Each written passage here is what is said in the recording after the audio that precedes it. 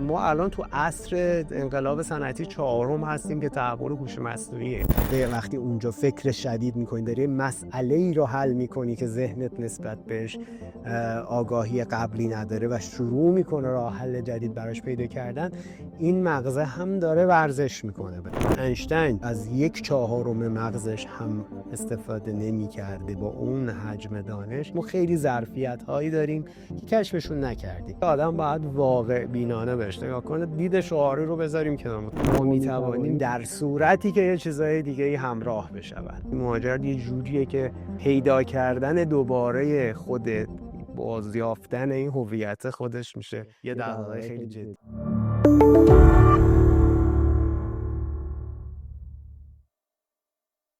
خب آقا ارادتمند، خیلی خوشحالم بالاخره بعد از چند هفته هماهنگی افتخاری می‌دارم که میزبانتون باشم. ارادت دارم، مرسی مسعود جان، محبت داری و لطف تو بوده.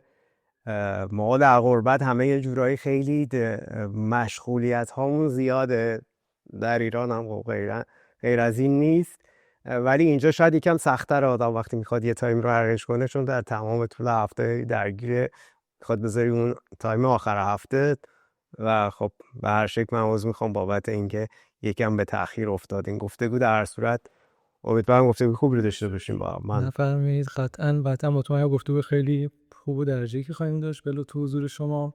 و اینکه من با اجازهتون حالا برای که گفتگو به شکل صمیمانه‌تری جلو بره، طبق حالا رسمی هم که در اپیزود قبلی داشتیم، من شما رو به اسم کوچیک صدا میزنم که آقا عالیه، گفتگو صمیمانه‌تر بریم اینجا زنده که باشید. میدونی رسم بر این نیست که کسی رو با القاب دکتر و مهندس و این چیزا صدا بزنم و این خیلی هم بهتره به نظر من نوید اوکی هم دقیقاً. آره، ما همین پیش گفتگویی هم که داشتیم همین صحبت در این بود که ما اساتیدمون هم به اسم کوچیک صدا میزنیم، حالا برخلاف رسمی که در ایران وجود داره بر اون اول سطح، ولی دیگه نه الان خوبه میشه آقا، من اوکی عادتش. هم با همین رویه، من هم بسیار موافقم. گوش میدم، در خدمت هستم. از هر جایی میخوای شروع کنیم صحبت. من میخوام معرفی شما رو به عهده خودتون بذارم، چون نمیدونم بگم نویسنده، بگم کوچ، بگم آرشیتکت، بگم پادکستر، چی بگم؟ شما بفرمایید. درسته. طبیعیه. شاید این رو یه مقدار آدمایی که به نوعی حالا مسیر فکری من رو این سالها دنبال کردن یا همراه هم بودن به هر نحوی، شاید این حالت تنوع اتفاقاتی که من به عنوان یه آدم توی حرفه خودم پشت سر گذاشتم رو دیدن. البته نکتهش خیلی ساده است. ببین، من از بچگی همیشه عاشق یک، خلق کردن بودم، دو، در کنار این خلق کردن آموختن این به دیگران و در پروسه آموختنه یه حل مشکل برای من همیشه جذاب بوده. خب ترکیب این مثلثی که گفتم منو یه آدمی کرده که هیچ وقت تک‌بعدی نبودم. یعنی مثلا شاید بهت بگم که از سال قبل از کنکور، که خب خیلی از بچه‌ها تو ایران تا قبل از کنکور خیلی مسیر مشخصی ندارن، ولی من همون موقع خیلی عاشق طراحی بودم، اسکیس بودم، کار مجسمه سازی می‌کردم و همزمان که رشتم ریاضی بود توی دبیرستان، داشتم به خودم فکر می‌کردم که شاید کنکور هنر هم چیز جذابی باشه. با یک سری از دوستانی که برای کنکور هنر آماده می‌شدن تو اون نقطه من هم همراه شدم، یعنی همزمان کلاس‌های کنکور هنر رو هم داشتم آماده می‌شدم واسش و خب خیلی جذاب بود برام، چون اسکیس داشتیم اونجا، طراحی می‌کردیم، نمیدونم کار مجسمه سازی می‌کردیم و با این بچه‌هایی که حالا هر کدومشون آرتیستای بسیار درخشانی هستن. یکی شد تو نیویورک، یکی از نقاشان به نام معاصر ایرانیه که بین‌المللیه، یکی دیگه از مجسمه سازای درجه یک که همشون واقعا توی کار خودشون درجه یک شدن و افتخار منه. در همون زمان من زد و کنکور که دادم دانشگاه دولتی روزانه دانشگاه شهید باهنر کرمان هم معماری گرش مرمت رو قبول شدم و خب کنکور هنرم به این شکل بود که همزمان شما میتونستی مثلا یه کنکور عملی بدی، یعنی قبول میشدی و واردش بشی. خب این شد که من یه ترم اول گفتم بذار برم این دانشکده معماری رو ببینم چطوری است، حالا هنوز یه ترم فرصت دارم مثلا برم مجسمه سازی. و دیگه آقا دلم رفت وقتی وارد اون دانشکده هنر معماری کرمان شدم که یه خونه تاریخی خیلی دوست داشتنیه به اسم خانه سروشیان. البته الان دیگه دانشکده هنر معماری نیست، جاش عوض شده توی کرمان. این برای من بسیار دلنشین بود. رفتم اون جو این دانشگاه انقدر پویا بود، انقدر دلنشین بود که دیگه نتونستم دل بکنم و وارد رشته معماری شدم. خب اون سالها هم عرض میکنم که اساتیدی که ما داشتیم اغلب ما بهشون گفتیم استاد پروازی، چون از تهران میمدن. گذشت و بعد ارشد رفتم، ارشد رو دوباره دانشگاه تهران هنرهای زیبا ادامه دادم. این هولوش سالهای 86 87 ارشد رو تموم کردم و همزمان وارد، یعنی توی همون روزایی که داشتم ارشد رو تموم میکردم، هنوز تموم نشده بود، اولین پروژه های حرفه‌ای معماریم رو شروع کردم. خیلی اتفاقی درگیر یه سری پروژه شدم که اجرای اون پروژه ها رو هم خودم انجام دادم و این شروع قصه من شد توی به اصطلاح به شکل حرفه‌ای توی معماری. و 10-15 سالی تا قبل از مهاجرت هم دفتر شخصی خودم رو داشتم.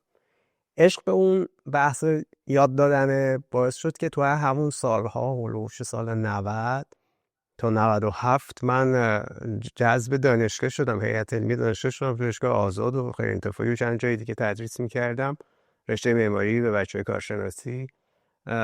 و توی همون سالها، اواخر سالهای مثلا 96 97، این علاقه بسیارم به این که به هر جایی سرک می‌زدم توی حوزه‌های به اصطلاح برندینگ، نمیدونم مارکتینگ دیجیتال و این چیزها، با یه سری از دوستانی آشنا شدم که اینها هم آدمایی بودند با بک‌گراند معماری ولی به صورت تخصصی کار مارکتینگ می‌کردن برای یه سری شرکت‌های تجاری بزرگ. و این دوستی باعث شد که من یواش یواش فهمیدم یه چیزای دیگه‌ای هم یه جایی هست که منو به سمت خودش می‌کشه. حالا این در حین این داستان‌ها، مثلا اولین کارهای قبل از اینکه حتی کار حرفه‌ای معماری بکنم دانشجو بودم، مثلا کار گرافیک می‌کردم که توی همون زمینه خلق خیلی برام جذاب بود. چند تا کتاب رو تو اون زمان‌ها، مثلا طراحی جلد، مجله‌ای رو کامل یادمه تو دوره دانشگاهی با بچه‌ها کل بسا مدیریت هنری و طراحی گرافیک و صفحه آرایی و همه ایناش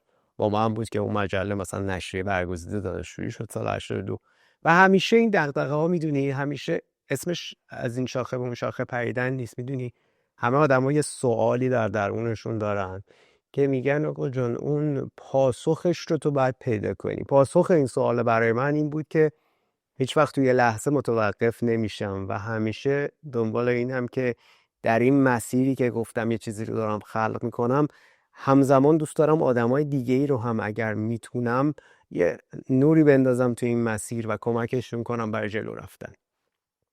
و خب اینهایی که دارم بهت میگم تا سال 98 که فکر کنم 98 99 دوره اون پندمی کرونا شروع شد و خب حالا همه ماهایی که در یک دنیای پر از جنب و جوش، مثلا بچه‌هایی که کار معماری و اجرا و نظارت و همه این کار رو میکنن، هر روزشون روزای بسیار شلوغیه و من تو اون دوران‌ها دانشگاه تدریس میکردم، پروژه‌های اجرایی داشتم، مثلا نمیدونم مهندس ناظر نظام مهندسی بودم و پروژه‌های زیادی رو به ما نظارت داشتم و واقعا روزای شلوغی بود. یه دفعه اون پندمی کرونا پیش اومد و خب همه ما قفل شدیم. یعنی تا دیروز شما در یه دنیای پر از هیاهو، یک دفعه الان شده بودیم آدم‌هایی که باید منزوی توی خونه میموندیم. مثلا خارج شدن از خونه در اون ابتدا خیلی سخت بود، پیچیده بود و تو همون مقطع خب خیلی این داستان من اونش اذیت میکرد. دنبال یه راهی بودم که من اون آدمه نیستم که برم منزوی یه جایی بشینم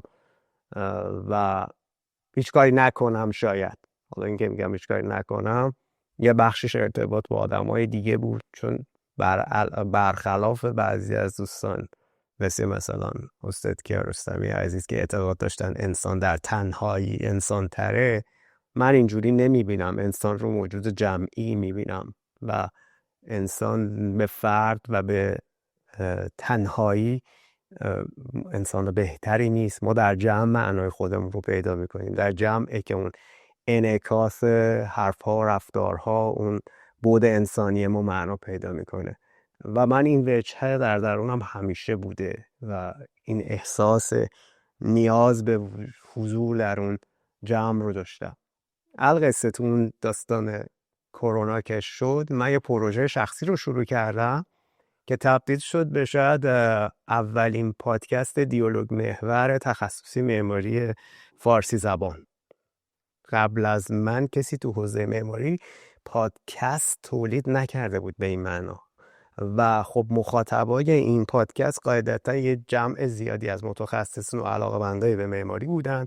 مهمانان من همه به اصطلاح آرشیتکت‌ها و معمار سلبریتی‌های ایرانی بودن، کسایی که در طیف 30-40 سال گذشته آثارشون، کارهاشون، پروژه هاشون، مکتوباتشون، چیزایی که طراحی کردن، ساختن تو مقیاس خیلی بزرگی اثر گذاشته به معماری معاصر ایرانی و ریخت شناسی شهرهای ما رو تا یه حد زیاد تحت تاثیر قرار داده.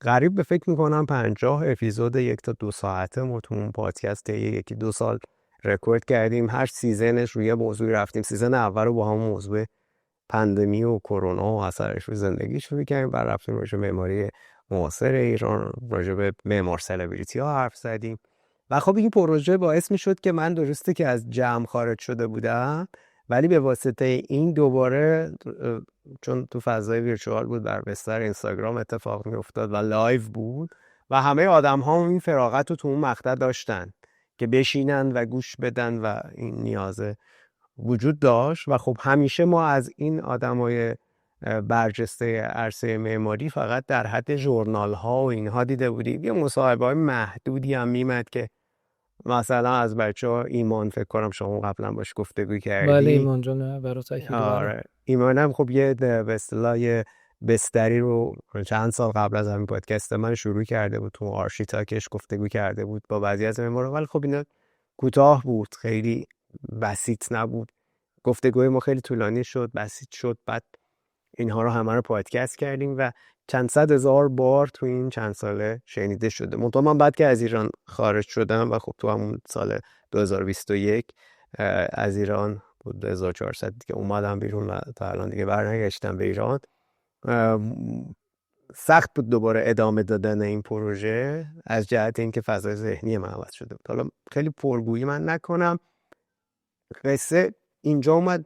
از اینجا من نویدی که با اون ذهنیت بود دوباره یک کات خورد توی زندگیم و اومدم توی بستر فرهنگی جدید و اون هم کشور فرانسه است. بله که اینجا رو ما یکم داشته باشیم، کم کم حالا با هم بریم، یعنی یکم برگردیم عقب، باز دوباره کم کم با هم میرسیم بهش.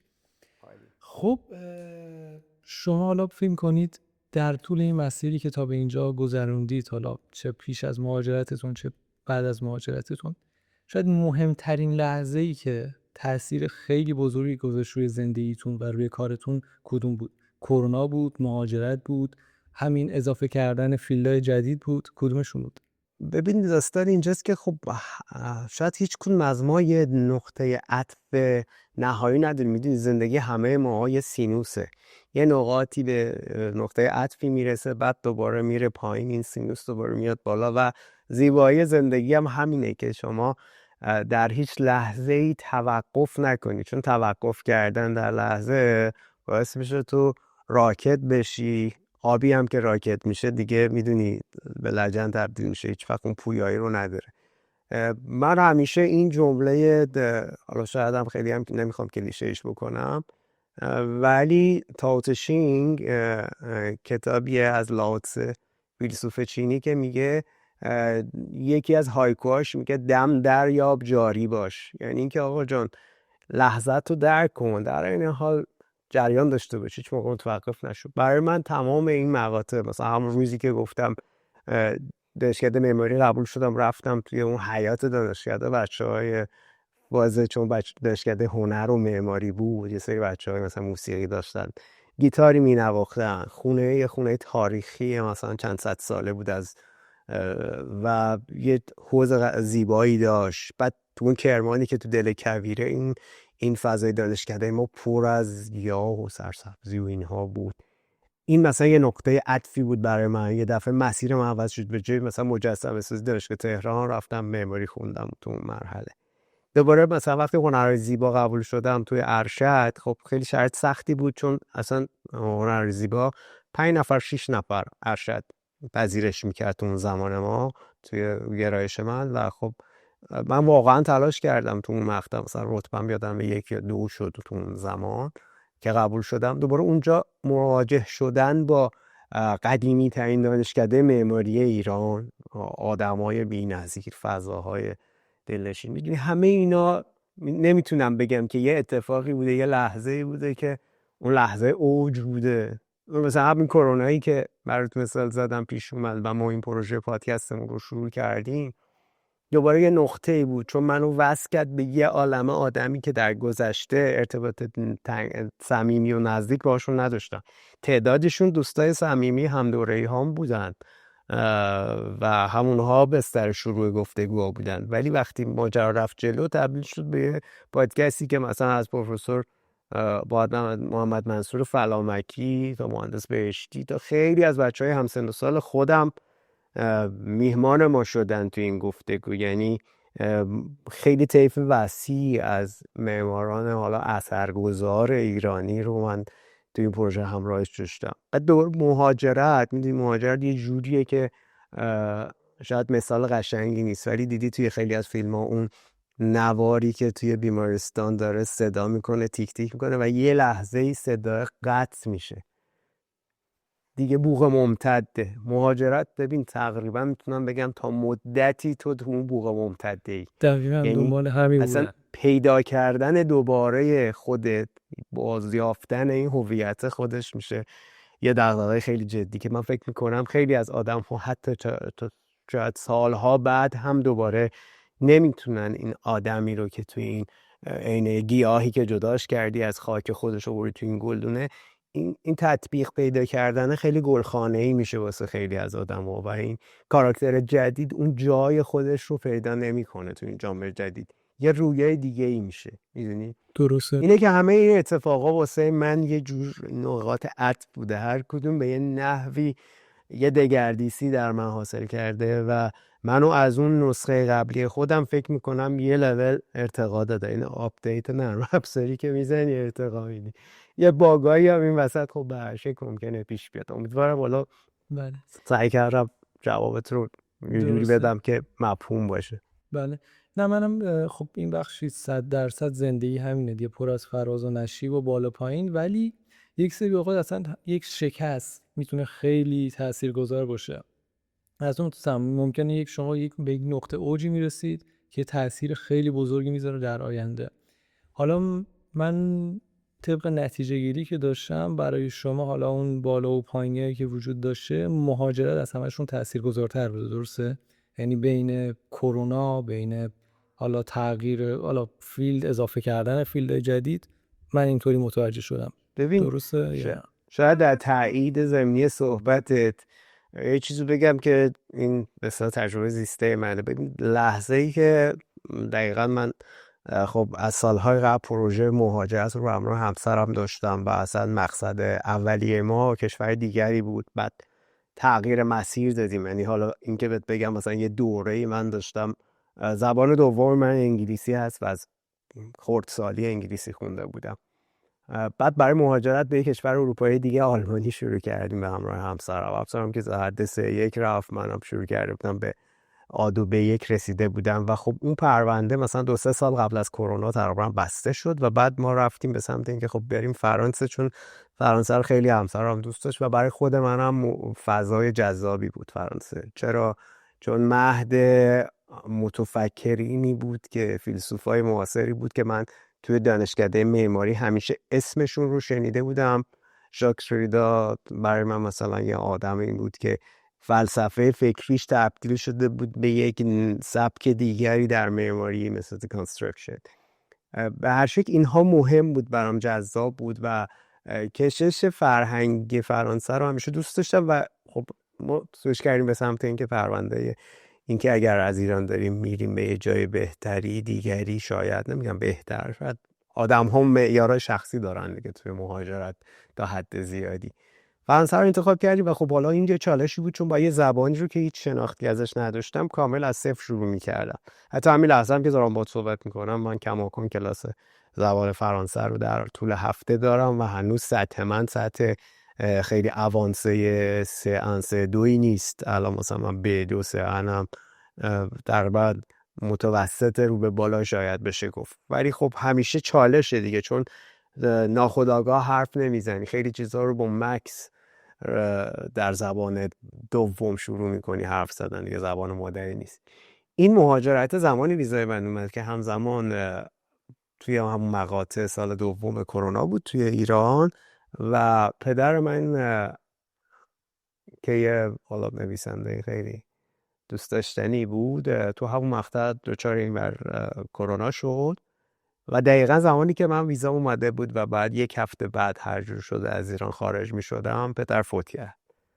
خب حالا خودم هم همزمان به همین کرونا دچار شدم، یعنی بعد قرنطینه می بودم، پدرم از دست داده بودم، بعد ظرف 1 هفته از ایران خارج می شدم، همسرم زودتر از من حتی اومده بود، شاید 1-2 ماه زودتر اون اومده بود و شرایط شرایط میدونی بغرنج شد همه اتفاقات با هم و بعد من به هر شکل اینها رو پشت سر گذاشتم و اومدم و خب حالا منی که تا دیروز این همه پروژه فکری، این همه کار، این همه دغدغه، این همه حضور اکتیوی بود، اومده بودم توی جامعه جدیدی که حالا شده بودم یک طفل خردسال، نه چیزی رو میدونه نه کسی رو میشناسه، سطح زبان بسیار مقدماتیه، مثلا با اینکه خونده بودم توی ایران زبان رو، باز اومدم اینجا و یه کورس فشرده زبان شروع کردم و جالبه که بهت بگم تا 1-2 سال بعدش هم حتی من رفتم دانشگاه زبان فرانسه اینجا خوندم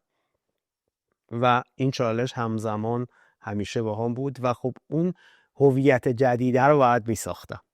هویت جدید ساختن خودش شاید یه چالش خیلی بزرگی بود و همه اینها در کنار هم واقعا تبدیل شد به یه نقطه‌ای که انگار تو ریست شدی. میدونی تو فرهنگ کودکی ما ایرانی‌ها بازی که خیلی از ماها کردیم از بچگی چی بوده؟ منچ مارو پله. در هر دو یه بخش زیادی از اتفاقات در اختیار تو نیست.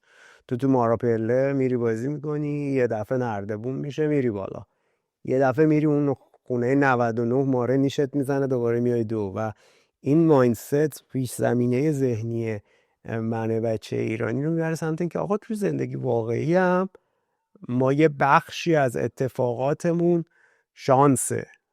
آیا چنین هست؟ نیست. در دنیای واقعی شانس نیست.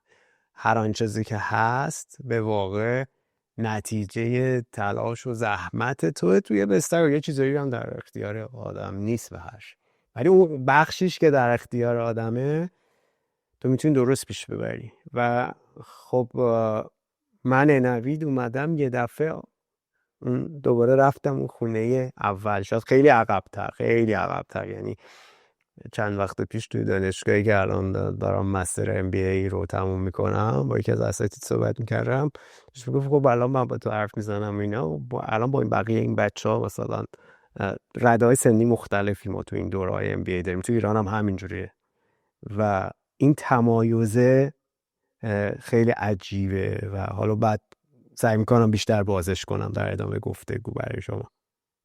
خلاصه این ماجرا خیلی پیچیدگی خودش رو به هر شکل داره و واقعا اون مهاجرت دقیقا اون بوغا ممتده بود تا دوباره من تونستم دوباره بفهم دنیا چه شکلیه.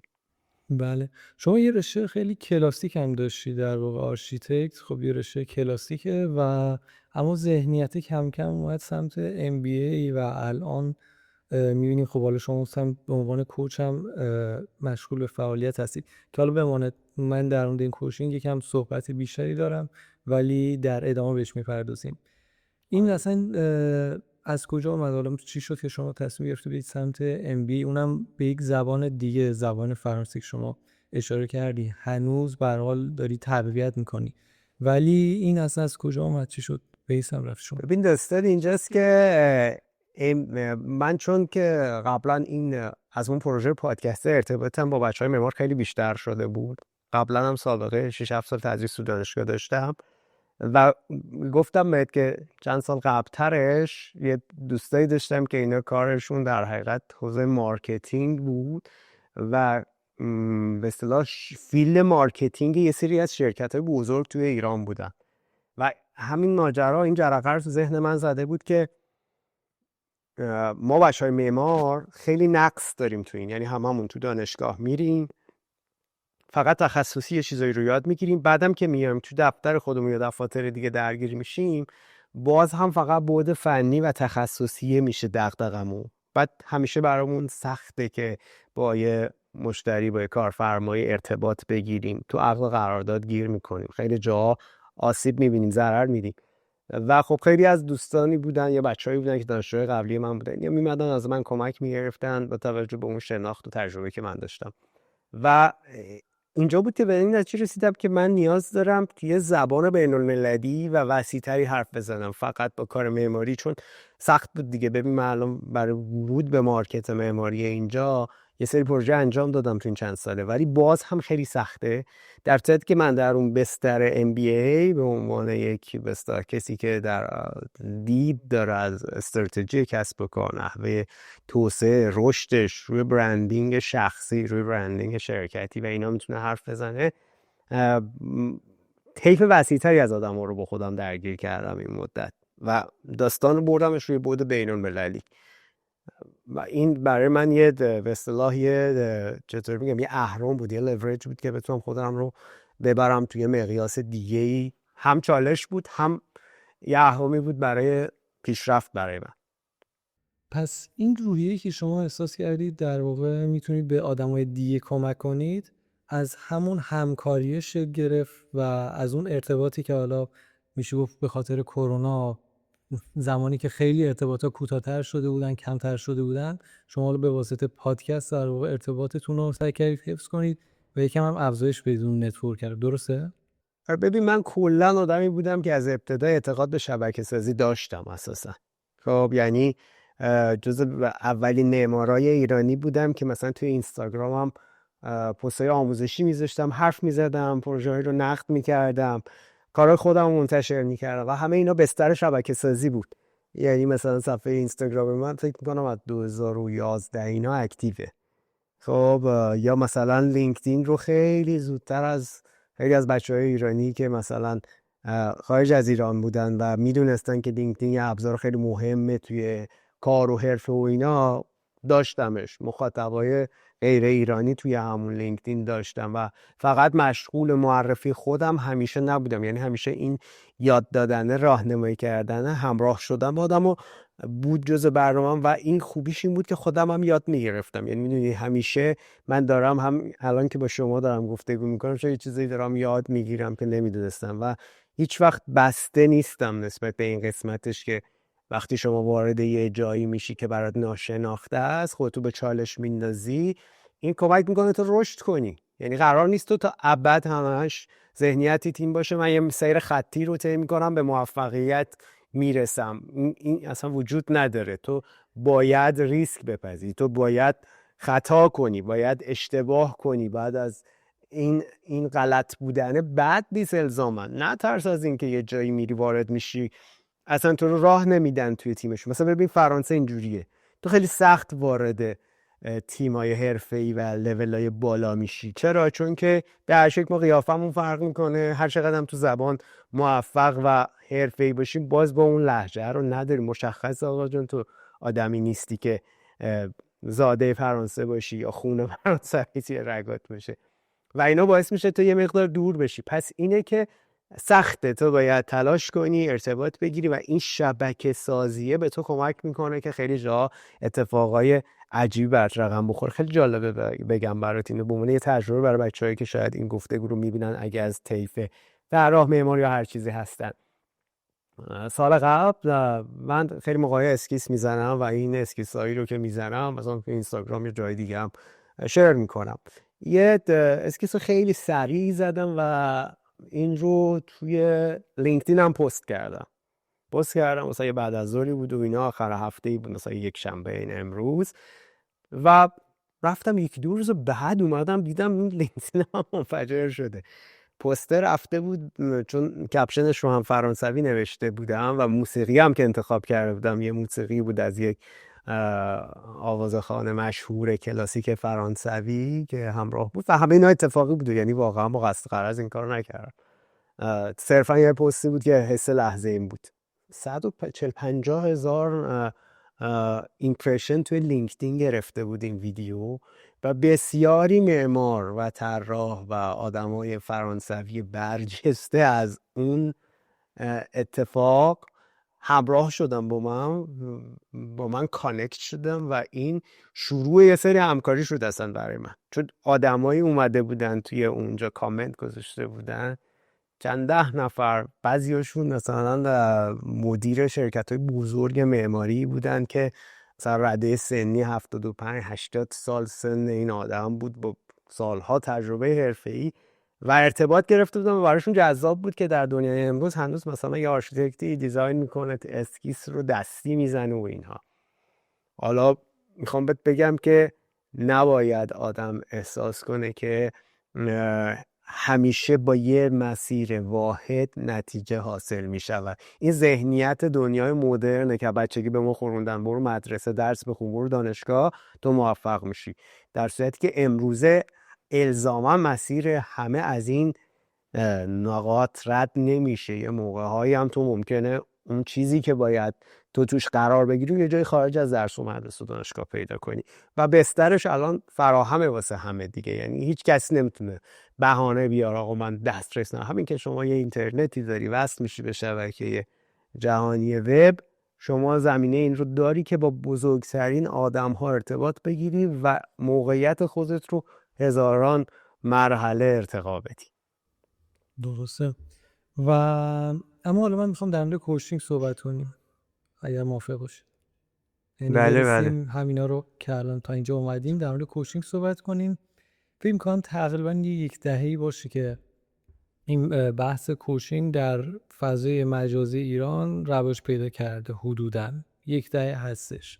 خب از دل این کوچینگ یک سری اتفاقات مثبت خب نرمالی که اتفاق میفته، ولی خب از دلش هم ما دیدیم یک سری پکیج‌های موفقیت در اومد، یک سری نمیدونم راز یک شب پولدار شدن، اینی که شما اصلا کی گفته باید کار زیاد انجام داد، در واقع با کار کم میشه شما نتیجه گرفت و این دیدگاه‌های مثلا گذشته رو بخوایم بذاریم کنار.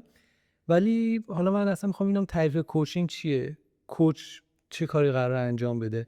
آیا هر کسی که میشه به یک درجه از سطح علمی میرسه میتونه کوچ باشه یا نباید تجربه زیسته بالایی داشته باشه یا اصلا نکات دیگه شما مد نظرتونه؟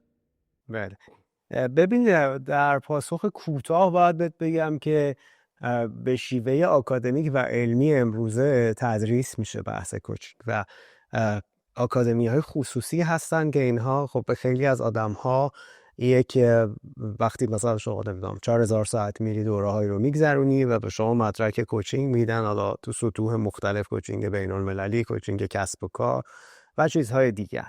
ولی یه نکته رو میخوام در پرانتز بگم که اصولاً کسی میتونه به عنوان مربی باشد و کمک کند که اولا اون آدم یه دستاوردهایی داشته باشه به هر شکل و این دستاورد رو نباید فقط خودش راجبش حرف بزنه، بقیه باید از بیرون این دستاورد رو احساس کنن. ببین شما مثلا سر الکس فرگوسون یه مربی بین المللی و یه کوچ درجه 1 فوتبال که سالها مثلا توی لیگ‌های درجه 1 تیم‌های ملی فوتبال اینور اونور کار کرده، کتاب تالیف کرده، لقب سر گرفته، یعنی در بالاترین لقب از لحاظ حرفه‌ای و فرهنگی و تخصصی توی کشور انگلستان که درسته با یه سیستم پادشاهی و با اون نظام فئودالی و فکری کلاسیک احترام میشه، ولی در دنیای مدرن یعنی که این آدم یه ارزش ویژه‌ای برای اون کشورش داشته و خب الزاماً اون آدمه نرفته تو دوره‌های کوچینگی شرکت بکنه. اون آدم به واسطه عمل کرد و تخصصی که داشته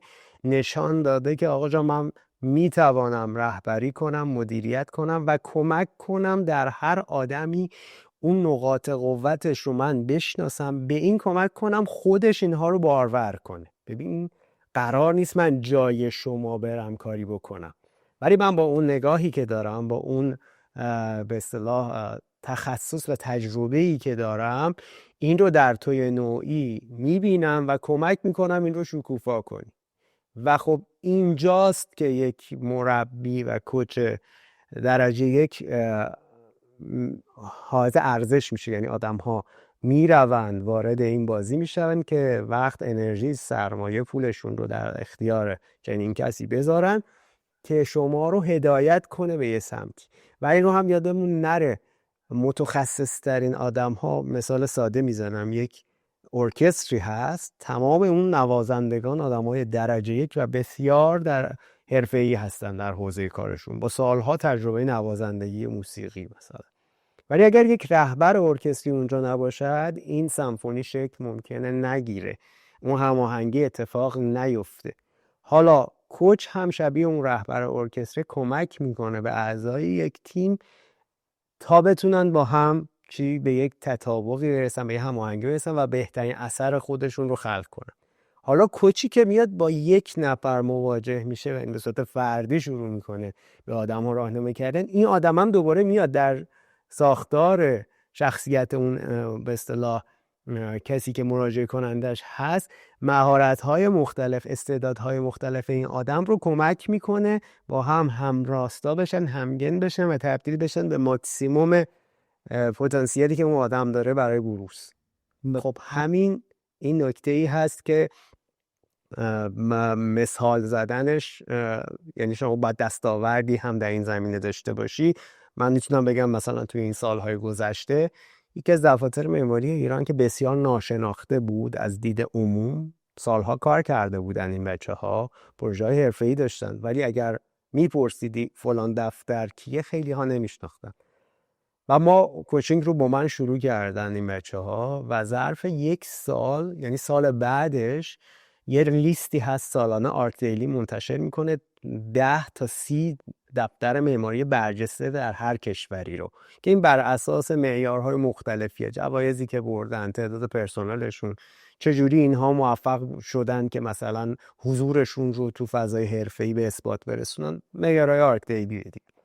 و اینها از یک دفتری که کسی اصلا نمیشناخت به صورت عمومی تو مارکت، آدمای حرفه‌ای و سازنده ها اینو میشناختن ولی بچهای معمار و جامعه معماری شاید نمیشناخت، تبدیل شدن به یکی از 10 تا دفتر برجسته ایرانی تو سال 2024. خب این یعنی یک جهش عظیم و من خیلی خوشحال بودم که در کنار این دوستان به عنوان مثلا کوچ داشتم کمکشون میکردم تا اون چیزایی که نقص دارن، تا اون جاهایی که ضعفشون بوده، کجا حضورشون کمرنگ بوده، روی چی باید بیشتر تمرکز میکردن، چه چیزایی رو توسعه میدادن، اینها رو کمک کردم که بارور بشه و با پتانسیلی که خودشون داشتن الان جزء شاید میگم یکی از 10 تا دفتر برجسته ایرانی هستن تو حوزه معماری. دقیقا من فکر کنم به بهترین پاسخی که نیاز داشتیم رسیدیم که دستاورد اون آدم چی بوده. دستاورد شما خب مشخص بوده، من این تحصیلات آکادمیکمه، این تجربه کاریمه، ولی خب دستاوردتون این نبوده که مثلا من از طریق پکیج فروختن پولدار شدم، یعنی از طریق اینکه بگن چطوری پولدار بشید پولدار شدن. درسته؟ یعنی چیزی که الان در فضای مجازی می‌بینیم. این نگرش منفی فروش یک دستورالعمل همه جا هست و همین اروپا هم هست. واقعیت اینه که یک دستورالعمل واحد واسه همه آدم ها کار نمیکنه و یه سری چیزهای عمومی هست و ما الان تو عصر انقلاب صنعتی 4 هستیم که تحول هوش مصنوعیه. یعنی شما یه بخش زیادی از اطلاعاتی رو که نیاز داری خیلی ساده تو چت جی پی تی، جمینای، نمیدونم پرپلکسیتی، ظرف چند ثانیه بهش میرسیدی، چیزی که در گذشته شاید 6 ماه 1 سال بعد وقت میذاشتی اطلاعات جمع آوری میکردی، تحلیل میکردی، به نتیجه میرسی. الان این رو میرسی. سوال ممکنه پیش بیاد که خب آقا وقتی این هست دیگه آیا نیاز به یک کوچ هست؟ بله، کوچ از دید تجربه خودش شما رو همراهی میکنه. اگر نه اون اطلاعات کلی همیشه وجود داشته، امروزه ساده تر هم در دسترس عمومه. یعنی کافیه من برم مثلا به نمیدونم جمینای، چت جی پی تی اینا بگم یه بیزینس پلان واسه بیزینس من بنویس، این مینویسه. ولی آیا من میتونم پیاده سازیش کنم؟ با چه KPI هایی اینو میخوام آنالیز کنم؟ ROI من چیه؟ خیلی چیزها این وسط هست که من صرفاً با دیدن یه سری دیتا نمیتونم به نتیجهش برسم. اون نگرشی هم که نگرش سوء استفاده از ناآگاهی مردمه، خب همیشه وجود داشته، هنوز هم وجود داره. بله هزاران پروژه کلاهبرداری به شکل مختلف تو دقیقا دنیای همینه. امروز. من سوالم بود که بزرگترین دروغی که حالا طی این مدتی که شما فعالیت میکنید از گوشه کنار شنیدید در مورد رشد فردی و موفقیت اصلا چی بوده؟ ببین بزرگترین دروغ اینه که به همه انسان ها، همه مخاطبینت تو بیای القا کنی که آقا تو میتونی و همه چیز در ید قدرت توه. نه، همه چیز در ید قدرت تو نیست. خیلی ساده بهت بگم، فکر کن توی ایران شما یک کسب و کاری رو الان راه انداختی و داری با یه معیارهایی میسنجی، چند 10 میلیارد تومان سرمایه مادی و انسانی پشتش گذاشتی. فردا صبح یک تحریم جدیدی از بیرون اعمال میشه و اصلا اون ماده اولیه‌ای که باش تو داشتی تولید میکردی و این کارخونت رو جلو میبردی ورودش دیگه ممنوع میشه. یعنی ممنوع میشه، نمیتونی به صورت مستقیم وارد کنی. چه اتفاقی میفته؟ تو یه شرکت درجه یکی، منابع انسانی بی‌نظیری در اختیار داری، تمام استانداردهای مدیریتی و بیزنسی رو داری رعایت میکنی، ولی یه چیزی از بیرون، یه عامل بیرونی تو رو تحت تاثیر قرار داده. تو اینجا دیگه نمیتونی بری شعار بدی نه تو میتوانی، تو ما میتوانی. اینا شعاره. میدونی تو دنیای واقعی شما وقتی میخوای اون میکس مارکتینگ رو بیار پیاده کنی روی کار خودت، قبلش میری یه تحلیل میکنی که آقا جان این بیزینس من چه عواملی از بیرون روش اثر دارن، چه عواملی داخلی هستن. اونایی که از بیرونن چقدر دست منن. رگولیشن ها، قوانین، مثلا توی اتحادیه اروپا شما خودت میدونی قوانین بسیار دست و پاگیری واسه بیزینس ها وجود داره. تعهدشون به نمیدونم عدم دوریز، آلایندگی های زیست محیطی، نمیدونم رعایت حقوق مصرف کننده، این چیزا خیلی پررنگه. بنابراین خیلی راحت نمیشه یه بیزینسی رو اینجا توسعه داد. قوانین منطقه‌ای داریم، قوانین بین‌المللی داریم، بعد نمیدونم شرایط سیاسی. ببین ممکنه یه موقع یه مجموعی رو کلاً زیر و رو بکنه دیگه. همین اتفاقاتی که تو 1 سال اخیر تو ایران افتاده. خیلی از کسب و کارها از دور خارج شدن دیگه. چرا؟ چون که نمیتونن با دلاری که الان مثلا علاوه ارزش نسبت به ریال 2 برابر شده از سال گذشته تا امروز مقابله کنن و کماکان مثلا یه محصولی رو با قیمت قبل عرضه کنن.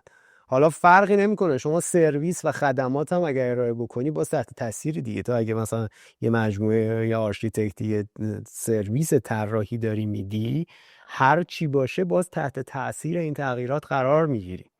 ولی اون چیزایی که به خودت مربوطه رو بعد این دیگه دروغ نیست. تو میتونی 1 زبان، 2 زبان، 10 زبان رو یاد بگیری اگر ساعتها تلاش و استمرار رو خرج بدی و تمرین کنی، تکرار کنی.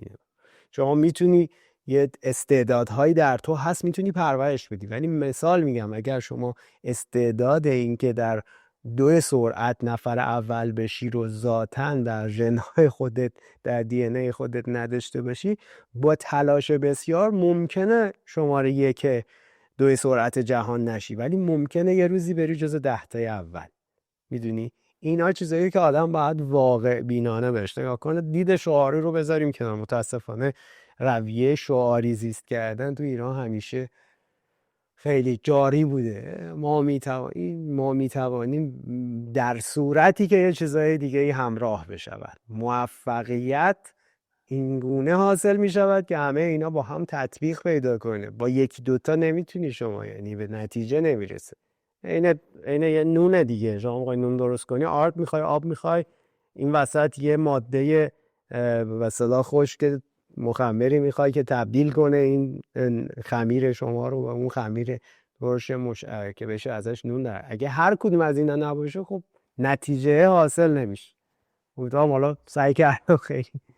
نه دقیقا این دوتا مربوطه‌ای که از فرهنگ ما همینطوری نسل به نسل داره جلو میره و میشوف از فرهنگمون جدا نمیشه. یکی شعاری صحبت کردنه و دیگری اسطوره سازی که اینا حالا متاسفانه دوتاشون هم ضربات سنگین رو در طول تاریخ به ما زدن، ولی خب همچنان داره ادامه پیدا میکنه.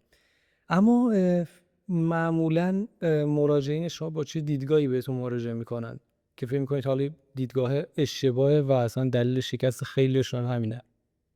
درست. ببین من الان طیف وسیعی تقریبا میتونم بگم آدم رو توی مجموعه خودم باهاشون مواجهم. یه طیف کارفرماهای حوزه معماری و طراحی هستن. اینا اصلا بحثشون با کوچینگ و اینا جداست. خب ولی میخوام بهت بگم که من چجوری از اون تجربه MBA خودم واسه همون مشتریهای معماری هم که دارم سرویس دیزاین درشون میکنم هم کمک میگیرم. یه تعدادی هم به اصطلاح طیف دفاتر معماری هستن که اینا خودشون 3 تا سکشن هستن. دفاتر بزرگ مقیاس ما داریم، مثلا بالای 50 نفر کارمند دارن. دفاتر مقیاس متوسط داریم، حالا اینا تو تعریف‌های مختلف زیادن، ولی من تو سگمنتیشن و تقسیم بندی که تو مجموعه خودم دارم دفاتر بین مثلا 10 نفر تا 50 نفر رو میذارم متوسط مقیاس. از 10 نفر به پایین تا 1 نفر رو کوچیک مقیاس میبینم. یه بخشی از این مخاطبای من مال اون دفاتر کوچیک مقیاسن که مثلا تا 1 نفرن تا 10 نفر، که اینها معمولا جونیورن، میخوان کسب و کارشون توسعه بدن یا چند سالی کار کردن به اون نتیجه که میخوان نرسیدن. یه طیف هم اون دفاتر بزرگ مقیاسی هستن که حالا اینا حضور دارن، تثبیت شده هم هستن توی مارکت، ولی نکته اینه که رقابت همیشگی هست و شما از یه جایی به بعد دیگه این برند اورنست و آشنایی آدم ها با برند شما و اون پیامی که تو داری هم مهم میشه. یعنی اینکه مثلا ما دفتر نورمن فاستر اگر کسی بگه با مفاهیمی مثلا پایداری و احترام به طبیعت و محیط زیست و اینها گره خورده، یا مثلا همین 1-2 روز پیش از معمارای خیلی برجسته دنیا فرانک گری درگذشت و خب این آدم یک جایگاه فکری بسیار ویژه‌ای بین معماران از غرب تا شرق داشت و آثارش بسیار متمایز بودند. ولی نکته‌ای که در آثار فرانک خیلی برجسته بود این بود که این آدم تفکرش اینگونه بود که از مواد و مصالح با یه زبان دیگه استفاده میکرد و سعی میکرد راه حل‌هایی که میده راه حل‌های انحصاری خودش باشه که هم سازه هم معماری رو درگیر میکردن و برخلاف ظاهرشون اونقدر گرون نبوده. ظاهر خیلی گرونی به نظر میاد ساختمانش، مثلا موزه گوگنهایم بیلبائو رو شما عکس هاشو ببینی میگی وای این ساختمان یه چیزی بوده که احتمالاً هر مترش مثلا 50,000 یورو هزینه ساخته شده، در صورتی که در حد شاید یه ساختمان خیلی معمولی هزینه شد توی ساخت این پروژه و موفق بود در برندینگ شهر بیلبائو که یک بندر تقریبا صنعتی یواش یواش دیگه از دور خارج شده بود توی اسپانیا، شده که از مقاصد بزرگ گردشگری اسپانیا بیلبائو، بعد از اینکه موزه گوگنهایم رو فرانک گری اونجا به اصطلاح طراحی کرد و ساخت. حرفم اینه که مخاطبای من توی این تیپ های مختلفن و هر کدوم یک چیزی رو میخوان توی مارکت، یه سهم بازار جدید، یا بعضیاشون به دنبال اون برند اورنس. من به همه این دوستان به یه نحو بر اساس اون نیازشون کمک میکنم به اون نتیجه‌ای که میخوان نزدیک بشون. میدونی این چیزیه که اون آدم اون مجموعه هم باید تلاش بکنه.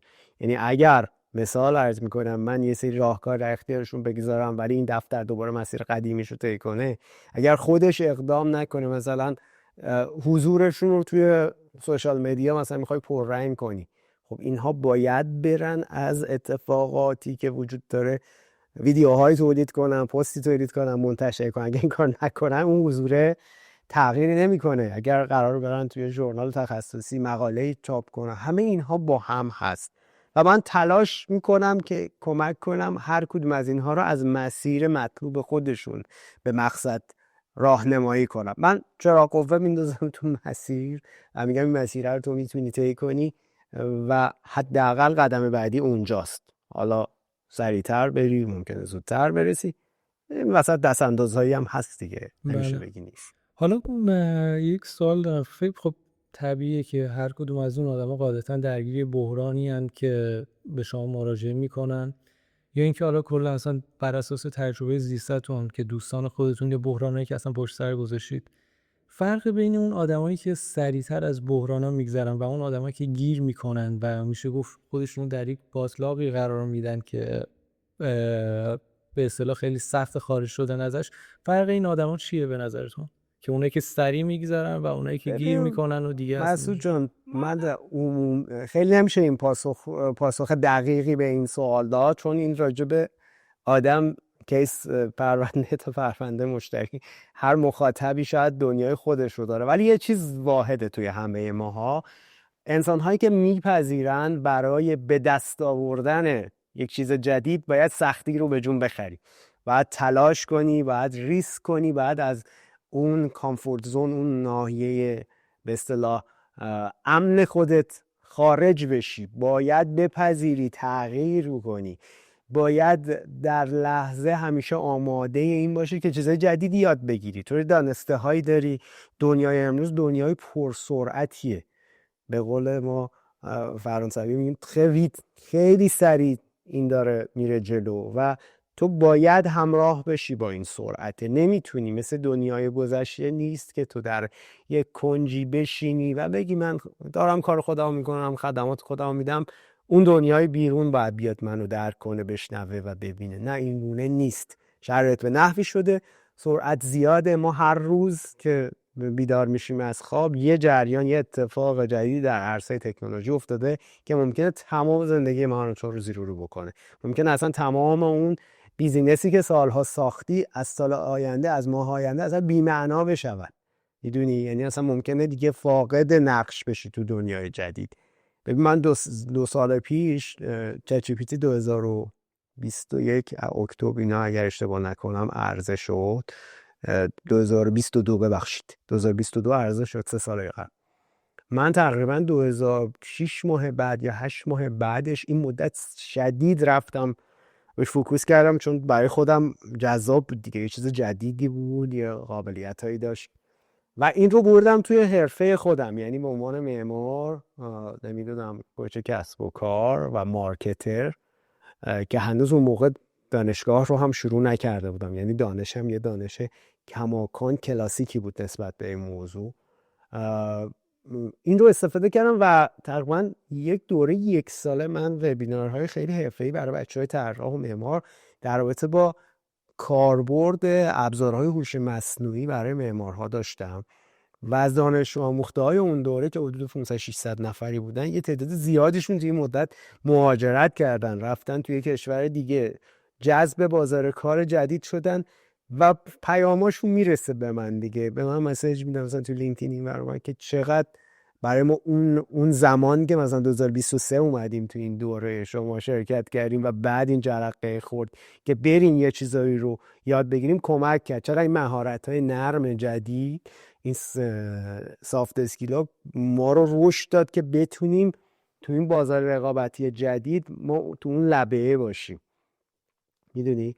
و این داستان روز به روز و ساعت به ساعت حتی. یعنی شما وقتی بری ببینی آمار الان مدل های زبانی دارن هفته به هفته یه نسخه جدید منتشر میکنن که تقریبا همه چیزایی که قبل از این منتشر کردن رو ازش عبور میکنه، بعضن 2 برابر میکنه. یه نیمه عمر مفید علم ما داریم. این اگر این بسیار عنوان رو سرچ بکنی، در یک زمانی در دنیای کهن تا دوره ابوعلی سینا، این مثلا یافته هایی که تا دوره ابوعلی سینا مثلا توی هزاران سال کشف شده بود، مثلا 100 سال دوباره بعد طی میشد که همون قدر بشر از لحاظ علمی پیشرفت بکنه. خب سال 2023-4 گفتن دانشمندا این نیمه عمر مفید به 2 هفته رسیده. من فکر می‌کنم الان اگر بریم آمار دقیق تری بگیریم، این دیگه رسیده در حد مثلا زیر 1 هفته. یعنی در هر 1 هفته ای تو دنیا داره علم به حدی پیشرفت میکنه که معادل تمام پیشرفت‌هاش از روز ازل تا امروز بوده. این رو تو عرصه پزشکی، تکنولوژی، اینها به وضوح شما حتی بروزش رو توی مارکت و بیرون میتونی ببینی.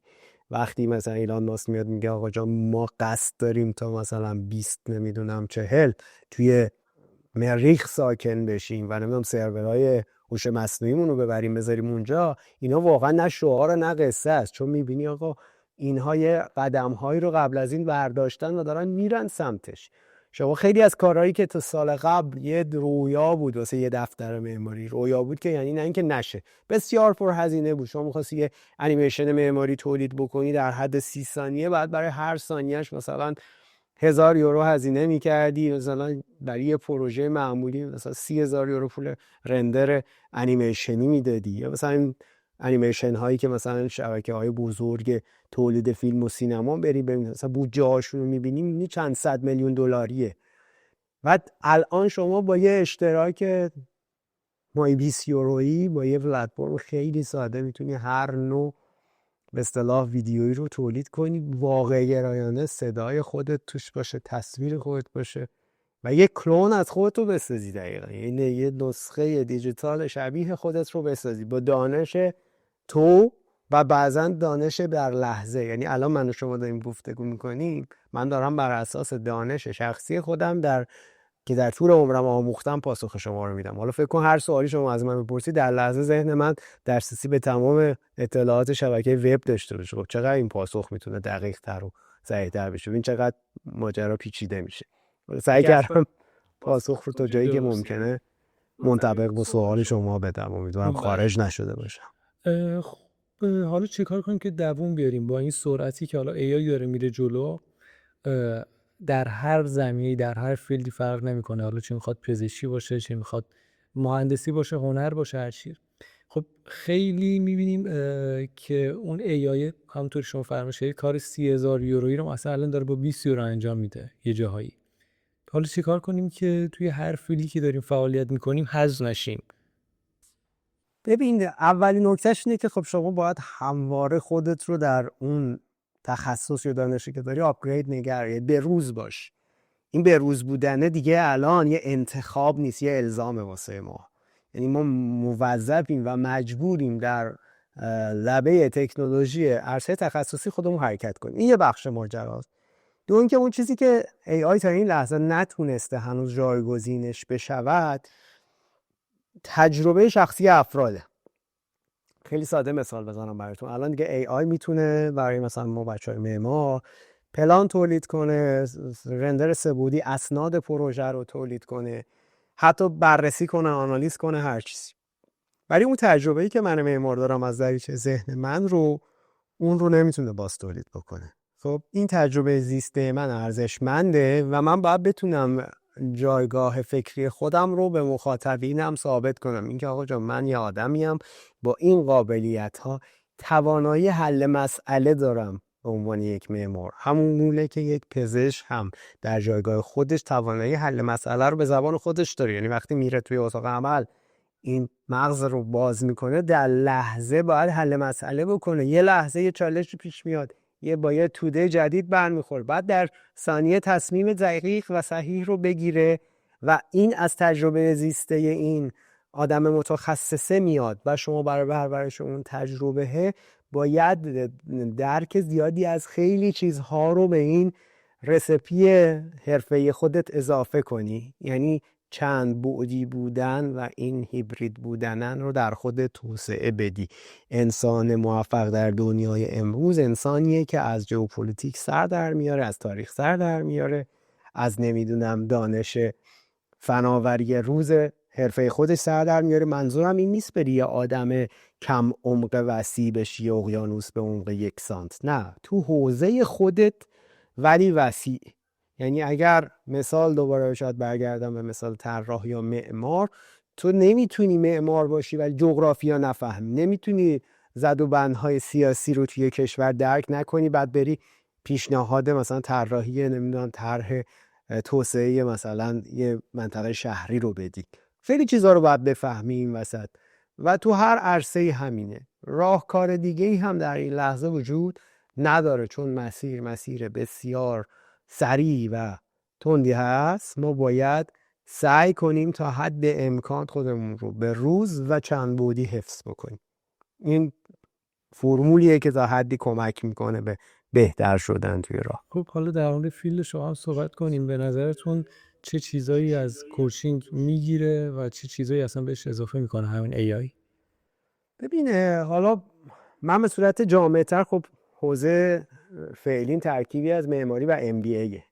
یعنی مارکتینگ. این مارکتینگ رو هم برای کسب و کارهای متعددی انجامش میدم و هم برای بچه‌های معمار و سرویس بیس دیزاین، یعنی کسایی که دارن یه خدماتی رو ارائه میکنن، حالا طراحن، معمارن، هر چی، آژانس مسافرتی، فرقی نمیکنه. در این بین، در حین این پروژه‌ای که دارم، یه فیلدی از برنامه‌های من هم بحث کوچینگ و به عنوان یه مربی کسب و کارم. این مربی کسب و کار قبلا یه پیچیدگی هایی داشت. چه پیچیدگی؟ مثلا مخاطبی میمد پیش من با این مسیر رفته این آدم رو آنالیز میکردم. الان با ای آی این رو خیلی سریعتر آنالیز میکنم، میدونی، یعنی گردآوری داده و تحلیل اولیه‌اش رو راحت انجام میدم. ولی اینکه من چه پلانی رو بعد بچینم، این دیگه یه چیزیه که با تجربه من پچ پیوند میخوره. این دیگه اون چیزی نیست که ای آی انجامش بده. ای آی نمیتونه از دریچه دید من موضوع رو تحلیل کنه و جلو ببره. این تو بیزنس پلان بنویسه، ولی یه بیزنس پلان خیلی عمومی و جنرال، بیزنس پلان اسپسیالی که بگی این دقیقاً برای یک شخص تعریف شده توسط ای آی، بدون اون تجربیات حرفه‌ای کوچ خواهد بود و یک چیزی عین غذای، تفاوت غذایی که شما توی خونه مادرت تهیه میکنه با اینکه اینو بری مثلا فست فود بگیری و بیرون. درسته اونم غذای مشکل تو رو حل میکنه، ولی خب طعم نداره، اون ذائقه رو نداره و خیلی چیزهای دیگر رو در خودش ندارد. این هست که AI به من در تحلیل و جمع‌آوری داده و پیشبینی بازار کمک میکنه، ولی فراموش نکن همیشه اون کسی که فرمون دستشه باید تو باشی. اگر جا عوض بشه بازی رو باختیم ما. یعنی اگر قرار بشه یه ماشین خودرانی ما داشته باشیم که اون به ما دستور بده چه بکن، اینجا ممکنه لحظه باخت ما باشه تو بازی رقابت با هوش مصنوعی، چون قاعدتا دانشش از ما خیلی فراتره، دسترسیش به خیلی چیزا بیشتر از ما. اینه که ما باید بتونیم این فرمون رو در کنترل خودمون رو، اونم من گفتم از دریچه تجربه شخصیم، نه از دریچه اینکه آقا من بیشتر میدونم، من بیشتر فلان کرد. اینا تو این بازیه بری تو باختی، هیچ وقت تو بیشتر از اون ممکنه ندان. و اما این MBA، حالا رشته MBA که شما تا الان استارت زدید، چه فکر کنید تأثیر و تغییری حالا در ذهن شما ایجاد کرده؟ ببین، MBA برای من اولین نقطه جذابیتش این بود که کمک کرد که روابط واقعی این که در دنیای امروز تو یک محصولی رو تولید میکنی و بعد اینو به دست یه مشتری میرسونی، چه فرایندی در این میانه طی میشه و چه چیزایی نیازه که تو بتونی به بهترین شکل این مسیر رو طی کنی و بعد چرخه‌ای که از سمت مشتری دوباره برمیگرده سمت تو رو کنترل و مدیریت کنی و بهبودش ببخشی. چون ببین ما در بحث مارکتینگ فقط این نیست که یه محصول رو تولید کنیم، تبلیغات کنیم، ببریمش توی کمپین، بفروشیم و تموم شه. در تمام این مسیرها یک کاستمر، یه مشتری، کلیانی با ما هست که اون محصول ما رو، سرویس ما رو استفاده میکنه و همزمان به خاطر تغییراتی که تو دنیا ایجاد شده فیدبک میده. در گذشته شما اگه دوره بچگی ما رو بری ببینی، میبینی یه دونه شیر بود، یه در آلومینیومی داشت، حالا شاید به سن شما نخوره ولی اون شیرهای قدیم فقط یه مدل شیر بود، تازه برای همینم بعد تو صف می‌ایستادن. الان شما تو هر سوپرمارکتی تو همون ایران بری 100 مدل شیر میبینی. خب این یعنی چی؟ یعنی طیف تخصصی شدن محصولات بر اساس ذائقه های مختلف. پس مشتری مهم شده. اون موقع مشتری خیلی مهم نبوده، همین که یه شیری بدیم این مصرف کنه تو خونش کافی بوده. الان نه، الان هزاران مدل شیر با طعم، درجه چربی، فلان، نمیدونم نسبت گلوتن داشته، گلوکوز داشته باشه، این داشته باشه، اون نداشته باشه، بدون قند باشه، فلان باشه، بیو باشه، نباشه، تعریف شده. توی مارکتینگ تو نه تنها این پروسه رو درش نظارت میکنی، بلکه بعد اون مشتری تم رصد میکنی، بازخوردش رو میگیری، دوباره میاری تو کار خودتو بهتر میکنی. توی این دنیای پر رقابته سعی میکنی تو همیشه یه موقعی تو اون مارکته حالا یا پایونیر رو یا پیشرو باشی، یا حداقل اگه یه جای پیشرو نیستی تو بیزینس خودت ضررده نشی و همیشه سودده باشی. حالا این چرخه برای من جالب بود، چون من هم کاری سرویس دیزاین میکردم سالها به عنوان معمار، کارفرمایی داشتم، خونه رو براشون طراحی میکردم، مجموعه اداری تجاری و اینها. بعد میرفتن از این استفاده میکردن و مشکلی که تو اغلب پروژه های معماری پیش میمد این که این چرخه ارتباط با مشتری بعد قطع میشد و میشه هنوزم خیلی از معمارای ما هیچ تسلطی روی پروژه هاشون بعد از تحویل پروژه نداره. مثال های خیلی به اصطلاح قلوف شده هم هست دیگه. مثلا یکی از پروژه ها از رضا دانشمیر عزیز، اون مسجد جامع ولیعصر است در کنار تئاتر شهر که دیدیم بعد از اینکه این تقریبا به نتیجه رسید چه شرایط بد و نابهنجاری رو طی کرد و اساسا پروژه از اون ارزش ذاتیش دور شد و اون جنبه مرکز فرهنگیش و اینا رو تبدیل شد دوباره به یه مسجدی که حالا اونا میخواستن به شکل خاصی ازش استفاده کنن. و این به خاطر اینه که اون معمار کنترلی دیگه نداشت رو پروژهش، یا نمیتونست فیدبک دقیقی بگیره که کارش رو بهبود ببخشه یا تغییراتی توی فرایند بده. اینجاست که مشارکت کردن با اون مشتری مهم میشه. من اگه مثلا دارم یه محله رو طراحی میکنم، خواسته های ساکنین محله در لحظه رو باید بگیرم و فیدبک بدم، جلسه باشون بتونم بذارم، بتونم نیازاشون رو به روز ببینم، اون چیزی که طراحی میکنم و دوباره ببرم توی جلسه اینها ببینن، تجربه کنن. امروز تکنولوژی بالا رفته دیگه، میتونم من یه تجربه جدید براشون خلق کنم از طریق ویرچوال ریالیتی، مثلا عینک‌های واقعیت مجازی، اینها برن تو اون شهری که قرار براشون در آینده مثلا 10 سال دیگه ساخته بشه قدم بزنن. و الان این امکان فراهم شده که شما به واسطه مثلا این عینک‌های واقعیت مجازی ببری اون مشتری اون تجربه رو قبل از ساخته شدن لمس کنه، توش حضور پیدا بکنه. MBA این کار رو برای من نوید کرد که تونستم دقیق تر این فرایندی که همیشه درش درگیر بودم رو ببینم، بفهمم، آگاه بشم. اینکه یک کسب و کار چقدر چالش در مسیر خودش داره. حتی بزرگترین شرکت‌های دنیا که همه ما اسمش رو هر روز شنیدیم میشنویم، در لحظه چالش‌های رو باشون مواجه میشن که اگه نتونن درست مدیریتشون کنن این ممکنه بشه یه بحران و برندشون رو از بین ببره، دیگه اون حضور قبلی رو نداشته باشن. یکیش همون سوال قبلی که از من پرسیدید در این دنیای پرسرعت چه باید بکنیم، من گفتم باید در لبه تکنولوژی حرکت کنیم. مثال بزرگش رو خیلی از ما شنیدیم و میدونیم. یه زمانی نوکیا غول صنعت تلفن‌های همراه بود، شاید مثلا 20 خورده ای سال پیش هر جا می‌رفتی مثلا فقط برند نوکیا بود، گوشه همراه و موبایل. و در لحظه‌ای که نوکیا نفهمید که بابا بازار داره شیفت میکنه، یه کسی اومده به اسم اپل یه گوشی آیفون درست کرده، اصلا معنی استفاده از گوشی تلفن همراه رو تغییر کرد. این دیگه واسه تماس گرفتن با کسی نیست، اصلا این دیگه یه کامپیوتر تو جیب شما. این تعریف جدیده اومده یه دنیای جدید ساخته، یه اکوسیستم جدید ساخته، تو نتونی باهاش بری جلو حذف میشی و نوکیا حذف شد. دوباره ببین این تجربه خیلی جالبه، تو چند سال بعدش بلکبری همین بلا سرش اومد. بلکبری یه زمانی خیلی مخاطبین ویژه‌ای داشت. مثلا من خودم قبل از آیفون تا سال 2012-13 مشتری شماره 1 بلکبری بودم، بسیار با کیفیت بود، گوشیش کیبورد داشت اینا. ولی خب دنیا رفته بود، عوض شده بود دیگه، کسی کیبورد نمیخواست، یه صفحه بزرگ لمسی میخواست که توش همه چی بتونه ببینه. و هر کی نیامد با این تغییر خودش رو آپدیت نکنه حذف شد از بازار. نتیجهش اینه. حالا این واسه هر کسب و کاری هست. شما حتی یه آدمی که یه پزشک جراح داره توی کلینیکی 20 ساله یه کاری رو ارائه میده، اگر این آدم با تکنولوژی روز همراه نشه، اگه توی سمینارهای علمی مداوم شرکت نکنه، مقالات به روز رو مطالعه نکنه، این آدم حذف میشه از اون مارکتی که درش حضور داره. یعنی شما لازم هست که اکتیو باشی و زنده باشی، پاسخ بدی، جواب بگیری، پاسخ بدی. در لحظه تو باید زیست کنی. نمیتونی بری یه گوشه بشینی بگی خب من یه مدرکی از دانشگاه گرفتم، من یه مهندس فلانم، پس همه چیز حل میشه. من یه برندی ساختم، این محصولم بی‌نظیره، همه عاشق نمیدونم مثلا این محصول منه. نه، تو همیشه درگیری. بله.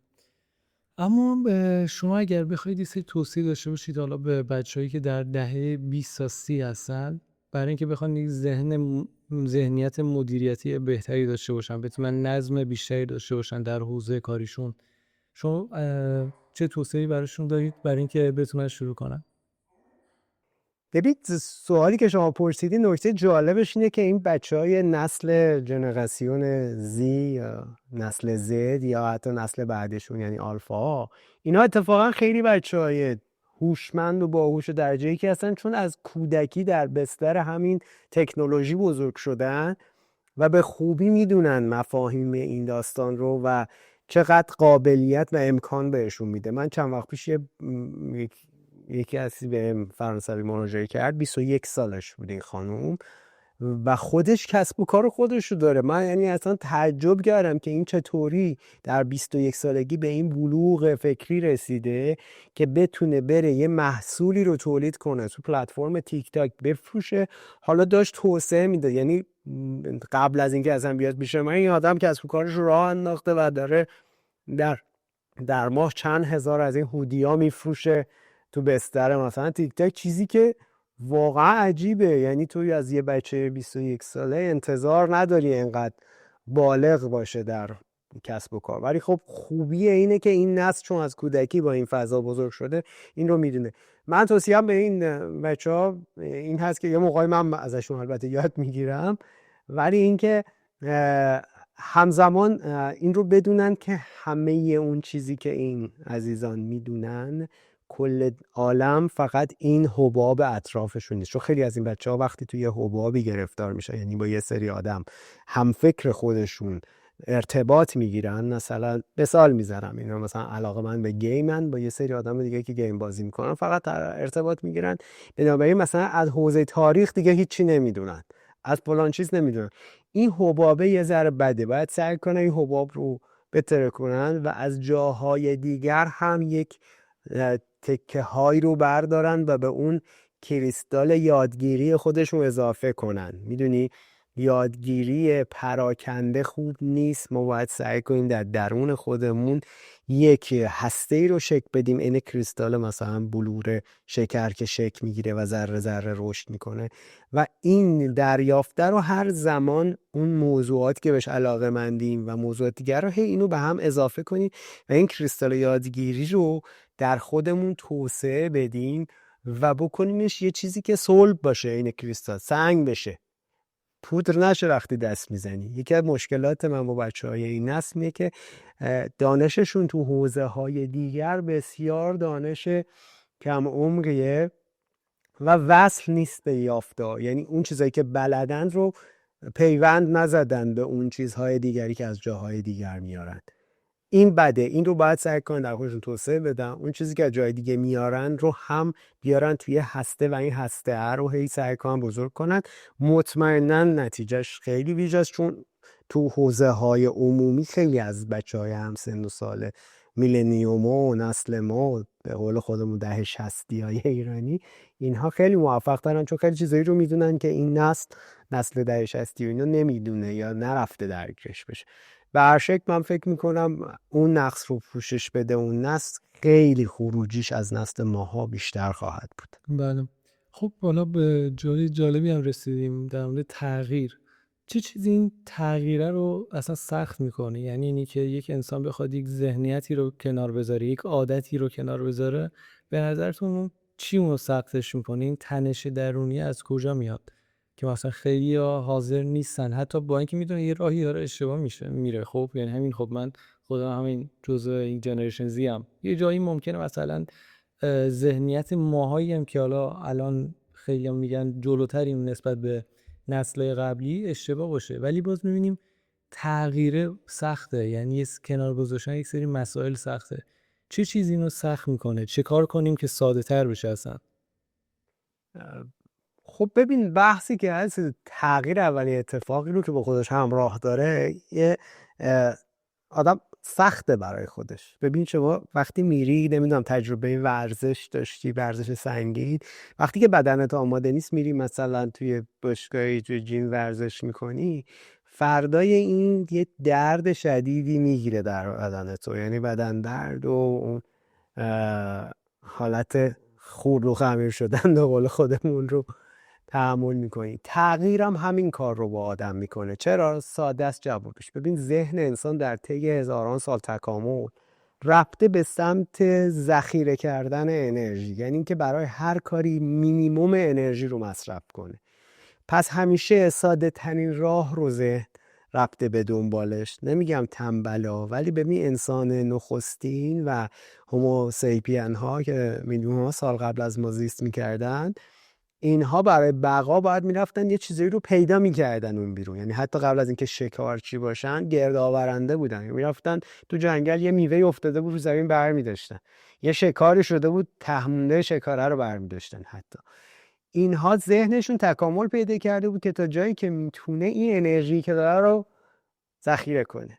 خب حالا شما فکر کن هر تغییری که میخوای بدی، تمام این فعل و انفعالات در مغزت رو تغییر میکنه. یعنی مسیری که مغز قبلا تعریف کرده بوده دیگه الان وجود نداره، باید یک مسیر جدید بسازه. این انرژی مصرف شدنه یه مقابله ناخودآگاه مغز در برابرش داره. پس شما وقتی میری یه زبان جدید یاد میگیری، وقتی مثلا مهاجرت میکنی میری توی فرهنگ جدید قرار میگیری، میری نمیدونم مثلا یک حرفه جدید رو شروع میکنی، همه اینها اون تغییر است که داره توی ذهن تو اتفاق میفته و مغز تو یه مقاومتی در برابرش داره و خب چون با انرژی بیشتری صرف کنه دیگه. این در مخالف اصل بقایی است که در تکامل در ذهن تو شکل گرفته.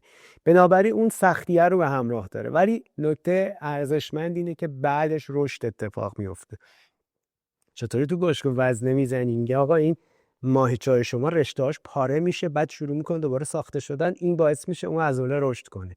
در مغز هم همه اتفاق میفته. یه بخش‌هایی از مغز که غیر فعال بوده وقتی شما شروع میکنید چالش جدید رو پیش گرفتن، این بخش‌ها مجدداً فعال میشه. اگر برید مثلا تو یوتیوب اینا سرچ کنید، یه ویدیوهایی هست که از مغز گرافی کردن و وقتی که فکر میکنن این دوربینای حرارتی دیدی یه نقطه‌های پر رنگ میشه، نشون میده چطوری نورون‌های بیشتر، بخش‌های بیشتری از مغزت رو درگیر میشه و داری وقتی اونجا فکر شدید میکنی، داری مسئله‌ای رو حل میکنی که ذهنت نسبت بهش آگاهی قبلی نداره و شروع میکنه راه حل جدید براش پیدا کردن، این مغزه هم داره ورزش میکنه، به نوعی داره تمرین میکنه، داره قسمت جدیدیش رو اکتیو میکنه. و این رو بهت بگم که وقتی ما میبینیم که مثلا حتی اینشتین میگن که از 1/4 مغزش هم استفاده نمی کرده با اون حجم دانش، ببین برای بقیه انسان ها این عدد چقدر پایین تره. پس ما خیلی ظرفیت هایی داریم که کشفشون نکردیم و از طریق ریسک کردن، وارد یک دنیای جدید شدن، یک چیز جدید رو شروع کردن، این قابلیت در ما شروع میکنه شکوفا شدن، جوانه زدن و رشد کردن. اینه که انسان باید بپذیره برای به دست آوردن چیزای جدید باید ریسک کرد، باید سختی به جون خرید، باید یه چیزایی رو از دست داد. میدونی تو تا دیروز یه آرامشی داشتی خونه با در مادرت، همین که خارج بشی بری یه خونه مستقل بخوای شروع کنی، بری خودت یه جای کار کنی، حتی اون کار اصلا مهم نیست چه کاری، اصلا کار غیر مرتبط، یه کار اصلا فیزیکی توی فروشگاه بری یه چیزی بفروشی. تو ایران خیلی این مرسوم نیست هنوز، ولی اینجا اغلب بچه‌هایی که دانشجوان اینا میرن توی فروشگاه آخر هفته ها کار میکنن، جای مختلف کار میکنن.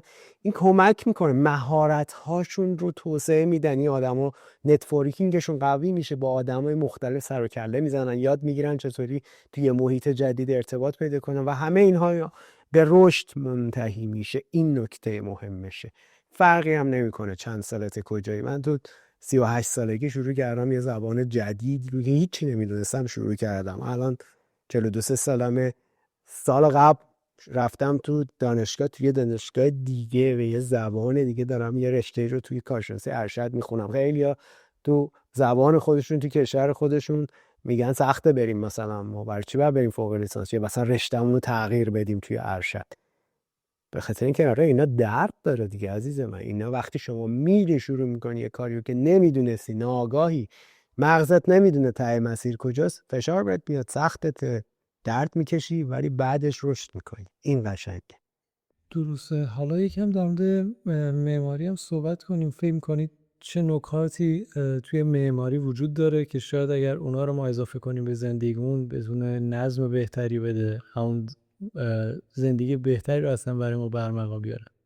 ببین یه تعریف کلاسیکی یکی از اساتیدم زنده باشن هر جا هستن، دکتر مهدی حجت میگفت وظیفه یا هدف معمار بهبود کیفیت و شکل زندگی آدم در اون کالبد معماری. یعنی چی؟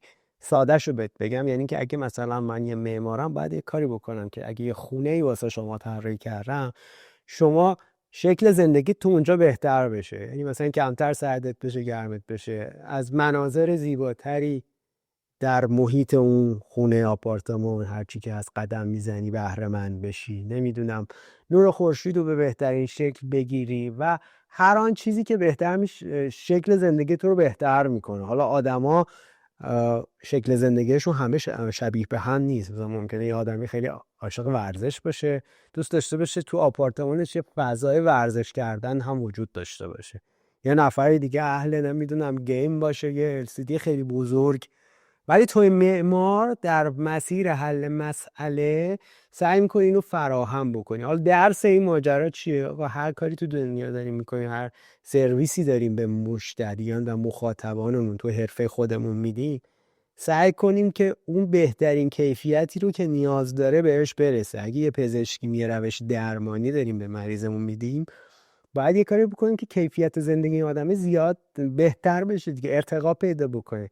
نه فقط سردردش خوب بشه، بلکه دیگه مثلا فردا هم سردرد سراغش نیاد. میدونی اگه با این نگاه هر کدوم از ما آدما شروع کنیم خدمات بدیم به مخاطبین و مشتریانمون، دنیا جای قشنگتری میشه. باور کن. یعنی تو فکر کن حتی مثلا تو یه مبل طراحی میکنی، میسازی و میفروشی، با این تصور بری که آقا جان این مبل من قرار نیست فردا صبح پایش به این راحتی بشکنه و این آدم رو توی چالش بندازه، قرار نیست کمر درد بگیره وقتی روی این مبل میشینه، قرار احساس آرامش کنه، راحتی کنه، لذت ببره وقتی میشینه روش، بگه به چه مبل راحتی، واقعا ارزش داشت من مثلا از فلان کمپانی، از فلان برند این مبل رو حتی اینقدر گرون خریدم.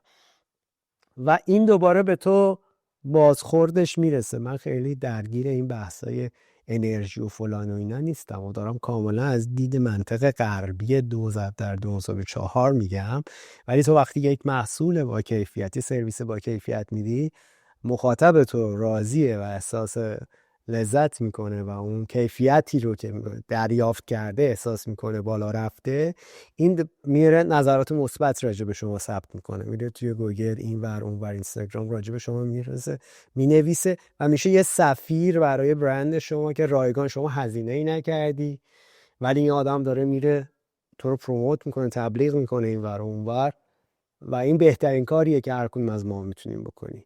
میدونی یه نویسنده‌ای که با کتاب‌هاش یک ارزش‌های ذاتی رو در ذهن مخاطبینش رشد داده، این فکر می‌کنم بهترین کاریه که هر کدوم از ما میتونیم بکنیم، حالا معمار باشیم یا هر چیز دیگری. یعنی خیلی عمومی تسک کردم پاسخ تو بدم، چون همه معمار نیستن، همه قرار نیست کار معماری بکنن، ولی هر کسی یه تخصصی داره که تو اون تخصصه میتونه یه خروجی جذابی رو ایجاد بکنه. بله. از دیدگاه نوید طاهری 3 موردی که تحت هر شرایطی در زندگی ارزش جنگیدن دارن کدومان؟ اولیش خانواده است بلا شک، چون غیر قابل تکرارن. با این تصوری که تو نمیتونی همسرتو، فرزندانتو، پدر مادرتو دوباره خلق کنی. خانواده ارزش داره که تو هر تلاشی رو میکنی در جهت اینها باشی. دوم اون بحث توسعه فردی خودته، یعنی که تو هر روز سعی کنی یه نسخه بهتری باشی از خودت نسبت به روز قبل. ارتقا بدی خودتو تو هر چیزی، مهم نیست اون کاری که داری میکنی چیه، ولی هر روز سعی کنی یه نسخه بهتری باشی نسبت به روز قبل. و سوم این که از دید من دارم میگم و شاید عمومی، همیشه سعی کنی تلاشت این باشه که به انسانها خیرت برسه، کمک کنی در حل مشکلاتشون. حالا همیشه هم حل مشکل نیست، من خیلی ساده میگم. مثلا من یک کتابی رو 1-2 سال پیش نوشتم برای بچه معمار به زبان انگلیسی، این راجع به همین بحث استفاده از AI بود برای معمارا و توی آمازون بچه‌ها میتونن مثلا تهیهش کنن، از همون موقع موجود بوده. خب اینو من بازخورد دیدم که مثلا یه آدمی از تو آفریقا واسه من یه دونه کامنت گذاشته تو لینکدین که من این کتاب تو رو خریدم، این کارو کردم، فلان پروژه گرفتم، دمت گرم، خیلی خوب بود و این برای من کافیه. یعنی یه جوری خیر من رسیده به از این دانشی که داشتم یه خروجی دادم. اینکه فقط من یه چیزی دارم، بله، کاری توانایی های ماها، اون تخصصمون، مهارتامون، خب اول از همه به خودمون میرسه دیگه. کمترین حالتش اینه که باش نمیدونم درآمد کسب میکنیم، کیفیت زندگیمون میره بالا و اینا. ولی در کنارش اگر تو بتونی این کاری که داری میکنی خیرش به جمع هم برسه، جامعه رو داری لول کیفیتش رو میبری بالا. شما ببین یه آدمایی مثلا ایلان ماسک، مثال دارم میگم، و چیزایی که تولید کرده خیر جمعی داره. درسته که خودش بیلیون ها دلار ثروت در کنارش اندوخته، ولی اون استارلینکی که مثلا تا 2 سال دیگه آقا هر کسی تو گوشه موبایلش از هر دهکوره‌ای تو دنیا به اینترنت وصل بشه، این یه خیر جمعی عجیبیه. میدونی؟ نمیدونم اون ماشینی که ساخته حالا به یه نحوی، نمیدونم یه ربات اپتیموس داره میسازه، 2 سال دیگه بیاد بیرون اصلا متحول میکنه بحثای مختلف، انبارداری، کارگرایی که مجبورن کارهای سخت بکنن. هر دفعه یه چیزی میاد آقا توی یه معدنی یه سری کارگر محبوس شدن، نمیدونم زیر آوار. خب حالا فکر کن به جای اینا 4 تا ربات اون زیر کار کنن، چرا باید یه آدمی جان عزیزش؟ این خیر جمعی مهمه. اگر واقعا هر کسی تو جای خودش به اون فکر کنه، مطمئن باش که دنیا گلستون میشه. درسته. و اما دیگه کم کم داریم به بخش پایانی گفتگومون نزدیک میشیم. اگر بخواید یک پیام نهایی داشته باشید برای اون دسته از افرادی که ممکنه سردرگم باشن در زندگیشون، ندونن دقیقاً از زندگی چی میخوان به کدوم نقطه برسن، نتونن برنامه‌ریزی انجام بدن برای آینده بهتر، برای اون دسته از افراد چه صحبتی خواهید داشت؟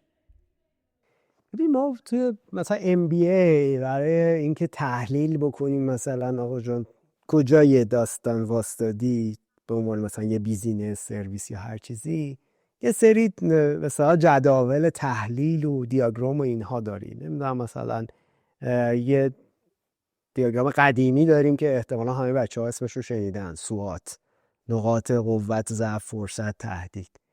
این بیسیک ترین چیزیه که هر کسی میتونه برای خودش ترسیم کنه. ولی نکته مهمش چیه؟ مهم این نیست که این جدول رو ترسیم کنی و بنویسی من نقاط قوتم اینه، نقاط ضعفم اینه، این یه فرصت. مهم اینه که تحلیلش کنی، ببینی هر کدومو چطوری میتونی وارونه وصل کنی به اون یکی.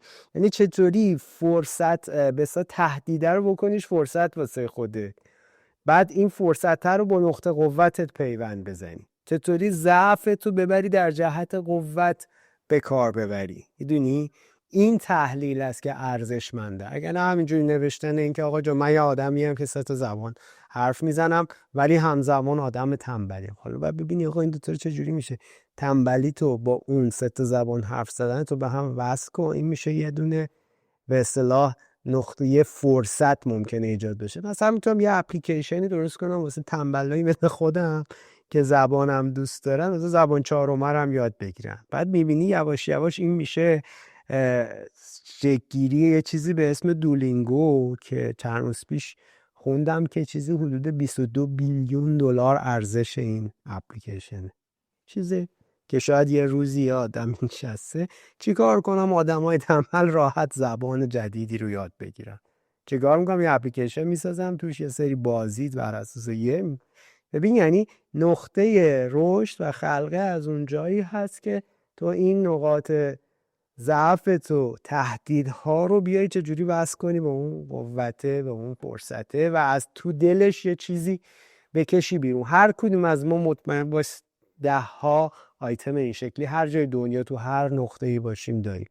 چند روز پیش توی لینکدین یه پستی نوشتم، نه توی توییتر بود، تو پلتفرم ایکس، که آقا جان شما اگه تا الان مثلا نمیدونم پروژه نگرفتی فلان اینا، این کارا رو باید بکنی و بله گفتن مثلا به هر کسی میاد به ما یه پروژه پیشنهاد میکنه این خیلی خوب نیست. خیلی جاها اصلا تصمیم صحیح اینه که شما وارد قرارداد نشی با یه آدم جدید. یه کسی نوشته بود برام که شما احتمالا یا خیلی شکمت سیره یا خیلی دوری از واقعیت. گفتم نه اینجوری نیست. اتفاقا من خیلی هم دقیق درگیر تمام اینها هستم به واسطه آدمای زیادی که من دارم کمکشون میکنم، هر کدوم یه گوشه دنیا، از تو ایران تا اروپا درگیر چالش‌های کسب و کاری هن. و این آدم‌هایی که هر جای یه چیزایی دارن، من کامل میدونم نبض بازار چه خبره و اگه دارم اینو میگم به خاطر اینکه آقا جون شما خیلی موقع نمیدونی در درون تو یه گوهری هست که تو باید کشفش بکنی اتفاقا، یا اگه تو نمیتونی از یه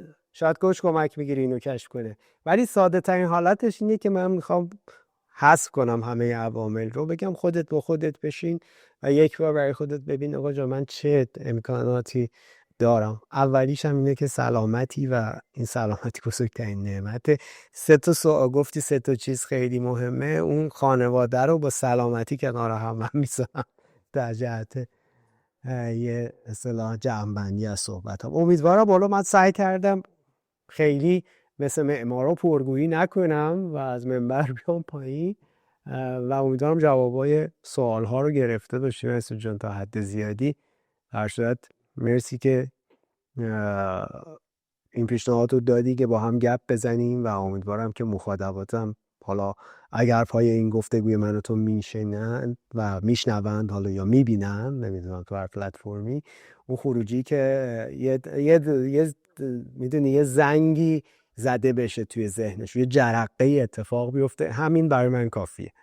زنده باشید. نه کاملا یک گفتگو خیلی فوق‌العاده و پربار بود و میشه گفت در مورد نکات اساسی هم صحبت کردیم، در مورد رشد فردی صحبت کردیم، در مورد کوچینگ صحبت کردیم، در مورد معماری صحبت کردیم، یک نگاهی هم داشتیم در مورد مهاجرت و مسیر زندگی شما رو هم حالا یک اشاره‌ای بهش داشتیم و خیلی ممنونم از اینکه افتخار دادید امروز تایم گذاشتید. به هر حال آخر هفته هم از دیگه، شما در طول هفته پر روز حسابی کار داشتید و این تایمر میگه به زور یه تایم خالی لطف کردید اختصاص دادید به ما. باعث افتخار بنده بود حضور شما در نگرش نو و بی‌نهایت سپاسگزارم برای صحبت فوق درجه یک و صادقانه‌تون. خواهش می‌کنم. محبت داری و مرسی از تو و امیدوارم که تو این مسیر ثابت قدم باشی، ادامه بدیم پروژه رو. قاعدتا یه موقعی تجربیات فردی آدم ها میتونه یه جوری برای هر کدوم از ما جذاب بشه، چون ما میایم خانش خودمون رو از تجربه اون آدم با هم ترکیب میکنیم، یه مسیر جدید میسازیم و اینش قشنگه شد این بخش ماجرا. در صورت ممنون، وقت و ایام بر تو و بقیه مخاطبات خوش. لطف دارید. متشکرم. زنده باشید. خدا نگهدارتون. و اما شما همراهان نگرش نو که تا به اینجای کار همراه ما بودید، بی‌نهایت سپاسگزارم از اینکه وقت خودتون رو در اختیار ما قرار دادید. اگر این گفتگو رو پسندیدید لطفاً لایک کنید، در بخش کامنت ها برای ما نظرات خودتون رو قرار بدید و همچنین با سابسکرایب کانال نگرش نو و کانال جناب آقای مهندس سایری که حالا من قرار میدم در بخش دسکریپشن یا به شکل حالا کلابریت میذاریم، اونجا میتونید دسترسی داشته باشید. میتونید از کانال ها حمایت کنید و مخصوصا مشتاقان معماری هم میتونن به کانال آقای مهندس طاهری دسترسی پیدا کنن برای اینکه حالا پادکست هایشون رو دنبال کنن. بی‌نهایت سپاسگزارم. تا دیدار دیگه همه شما عزیزان رو به خداوند بزرگ می‌سپارم. خدا نگهدار.